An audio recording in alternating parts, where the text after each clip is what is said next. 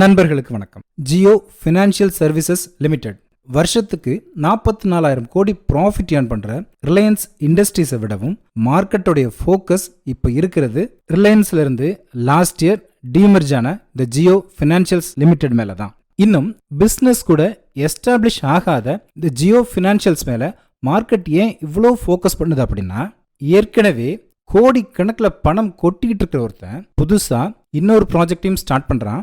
அந்த ப்ராஜெக்டுக்கு சப்போர்ட்டிவா அலிபாபாவையும் அடிஷ்னலா அலாவுதீனையும் பார்ட்னரா சேர்த்து பிசினஸ் ஸ்டார்ட் பண்ணா எப்படி இருக்குமோ கிட்டத்தட்ட அதே பொசிஷன்ல தான் ஜியோ ஃபினான்ஷியல் சர்வீசஸ் லிமிடெடும் இருக்குது. இன்னைக்கு இந்த கம்பெனியுடைய பிசினஸ் பிளான் என்ன, இப்போ 260 ரூபாயில ட்ரேட் ஆயிட்டு இருக்கிற இந்த ஸ்டாக்கோடைய பொட்டன்ஷியல் என்ன, இதை பற்றி நாம இன்னைக்கு பார்க்கலாம். ரிலையன்ஸ் இண்டஸ்ட்ரீஸ் கீழே 4 பிசினஸ் டிவிஷன்ஸ் இருக்கு. Reliance petrochemicals, Jio Infocomm, Reliance Retail Ventures, Reliance New Energy Limited. Mukesh அம்பானியோட வாரிசுகளில் யார் யார் எந்தெந்த டிவிஷனை ஹெட் பண்ண போறாங்க அப்படிங்கிறத ஒரு கிளியர் பிக்சர் கொடுத்ததுனால இந்த ஒரு டிவிஷனும் தனியாக ஸ்பிளிட் ஆகி மார்க்கெட்டில் லிஸ்ட் ஆகும் எதிர்பார்த்த நேரத்தில் இந்த லிஸ்ட்ல இல்லாத ஒரு கம்பெனியா, இவங்களுடைய ஒரு சப்சிடரி கம்பெனியாக இருந்த ரிலையன்ஸ் ஸ்ட்ராட்டஜிக் இன்வெஸ்ட்மெண்ட்ஸ் லிமிடெட் அப்படிங்கிற கம்பெனியை ஜியோ ஃபினான்ஸ் அப்படிங்கிற பேரை சேஞ்ச் பண்ணி மார்க்கெட்டில் லிஸ்ட் பண்ணுறாங்க. இந்த புது கம்பெனிக்கு பிஸ்னஸ் டிவிஷன்ஸை ஒன்னொன்னா இப்போ தான் செட் பண்ணுறாங்க. இந்த கம்பெனியுடைய ஸ்ட்ரக்சரை எஸ்டாப்ளிஷ் பண்ணுறதுக்கு ஃபர்ஸ்ட் ஹெல்ப் பண்ணுறது அலிபாபா. 2004 சைனாவுடைய இ காமர்ஸ் ஜெயண்டான அலிபாபா அலிபே அப்படிங்கிற பேரில் ஒரு பேமெண்ட்ஸ் பிளாட்ஃபார்மை ஸ்டார்ட் பண்ணுறாங்க.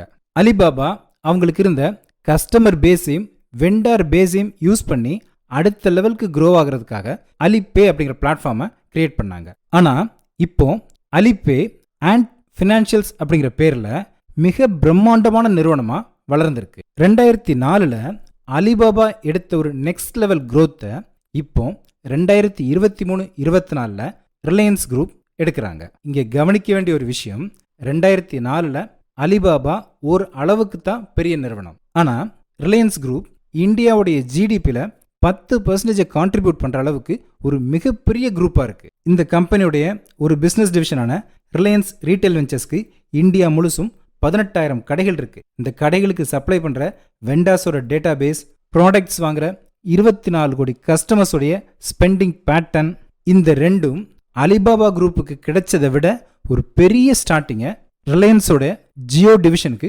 கொடுக்குது.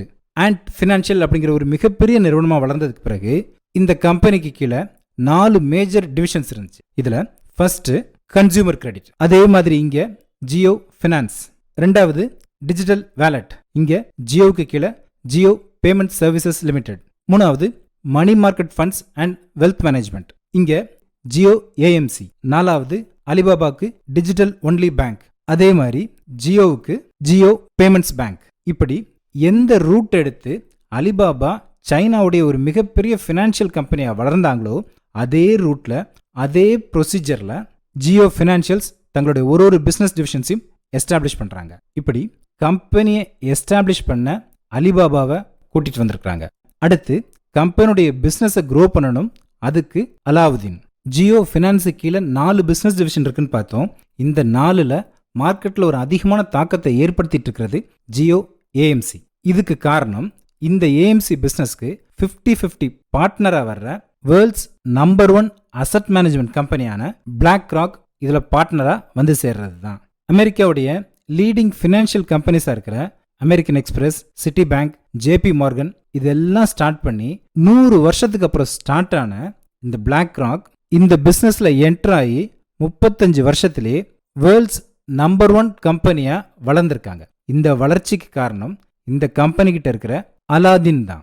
அலாதீன் அப்படிங்கிறது அசட், லயபிலிட்டி, டெப்ட் and derivatives investment network. Equity, bonds, derivatives இதில் எதில் பொசிஷன் எடுத்தால் அதிகமான ரிட்டர்ன்ஸ் கிடைக்கும் அப்படிங்கிறத ஃபைண்ட் அவுட் பண்ணுறதுக்காக பிளாக் ராக் கண்டுபிடிச்ச ஓன் சாஃப்ட்வேர் தான் இந்த அலாதீன். இந்த ஒரு software, technology support, investment expertise இதையெல்லாம் சேர்த்து பிளாக் ராக் ப்ரொவைட் பண்ணுறாங்க.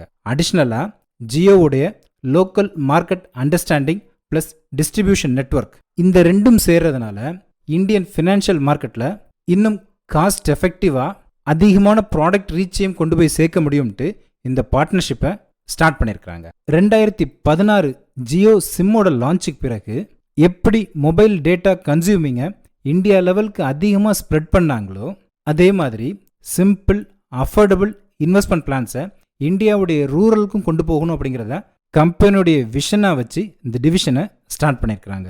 அடுத்தது ஜியோ ஃபினான்ஷியல்ஸ். ஜியோ சிம் கார்டை இது வரைக்கும் 49 கோடி கஸ்டமர்ஸ்க்கு கொண்டு போய் சேர்த்துருக்காங்க. இந்த கஸ்டமர்ஸுடைய ஸ்பெண்டிங் பேட்டர்ன், சர்ச் ஹிஸ்ட்ரி, இப்படி எல்லா டேட்டாவும் ஜியோ இன்ஃபோகாம்கிட்ட இருக்கு. இந்த டேட்டாவை யூஸ் பண்ணி யாருக்கு இன்வெஸ்ட்மெண்ட் ப்ராடக்ட்ஸை சஜஸ்ட் பண்ணணும், யாருக்கு இன்சூரன்ஸ் ப்ராடக்ட்ஸை சஜஸ்ட் பண்ணணும், யாருக்கு லோன் கொடுக்கலாம், இந்த எல்லா டிசிஷன்ஸையும் சாஃப்ட்வேரை யூஸ் பண்ணி இன்னும் எஃபெக்டிவாக மக்கள்கிட்ட கொண்டு போய் சேர்க்கலாம். அப்படிங்கிறது தான் இந்த ஜியோ ஃபினான்ஷியல்ஸ் டிவிஷன்ஸ் மூலமாக இவங்க வச்சிருக்கிற அடுத்த ஒரு பிஸ்னஸ் பிளான்.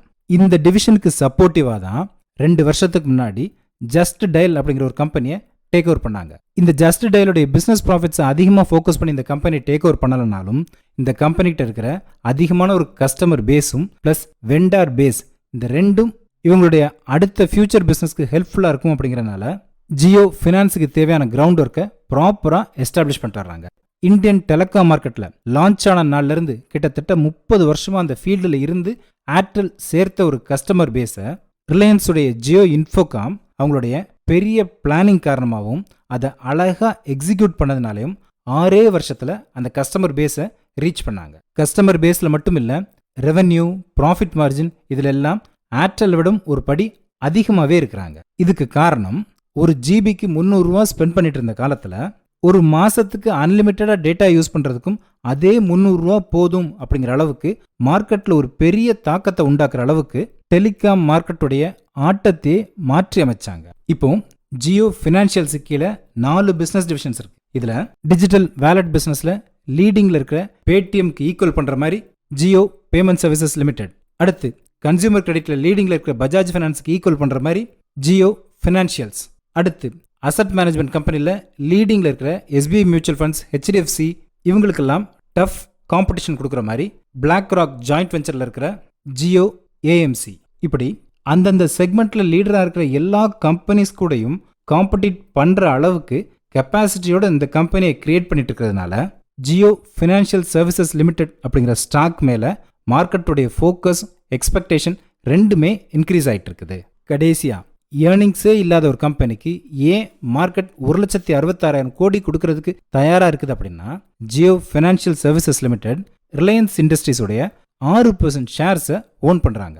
இந்த ஷேர்ஸுடைய மார்க்கெட் வேல்யூ 1,20,000 கோடி அப்படிங்கிற அளவுக்கு இருக்குது. அதனால தான் இந்த ஹோல்டிங்ஸோடைய வேல்யூவை ரிஃப்ளெக்ட் பண்ணி இந்த கம்பெனியோடைய ஷேர் ப்ரைஸ் 260 ரூபா அப்படிங்கிற அளவுலையும், டோட்டல் மார்க்கெட் கேப் 1,66,000 கோடி அப்படிங்கிற அளவுலையும் இருக்குது.